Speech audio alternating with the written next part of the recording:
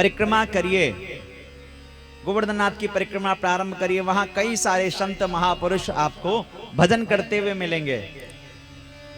हमारे ब्रज में गोवर्धन नाथ की जब आप परिक्रमा करेंगे तो रास्ते में एक बड़े अद्भुत संत हैं, पूज्य श्री गया प्रसाद जी महाराज। बड़े अद्भुत संत हैं पूज्य श्री गया प्रसाद जी महाराज, जिनकी समाधि स्थल है गोवर्धन नाथ में।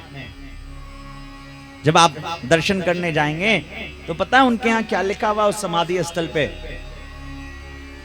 और जगह जाइए तो वहां दान पात्र लगा हुआ होता है, दान पात्र लगा रहता है दान के लिए, धन के लिए। लोग कहेंगे आपको कि दान करिए, धन करिए, दीजिए, सेवा करिए।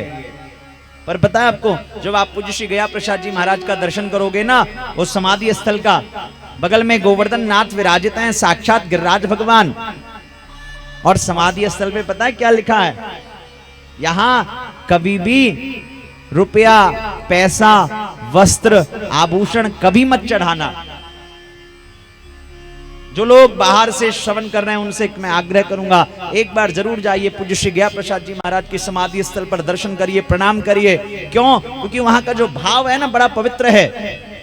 पूज्य पंडित श्री गया प्रसाद जी महाराज ठाकुर जी से इतना प्रेम स्नेह रखते थे कि ऐसा ब्रज के संत कहते हैं, मुझे तो दर्शन का सौभाग्य नहीं मिला उनका, लेकिन श्री राधा रानी, श्री ठाकुर जी स्वयं उनकी गोद में, भाव बड़ा अलग था, वात्सल्य भाव था, उनकी गोद में खेलते थे। ये तो भाव की लीला है, भाव की लीला है। कोई ठाकुर जी को भाव से भज ले तो ठाकुर जी के तो कई अनेकों नेक चमत्कार हैं। श्री पूज्य श्री गया प्रसाद जी महाराज ने उनकी समाधि स्थल पे पता, यह बिल्कुल स्पष्ट रूप से लिखा हुआ है कि यहाँ कभी आइए तो धन दौलत पैसा कपड़ा लत्ता ये मत चढ़ाइए।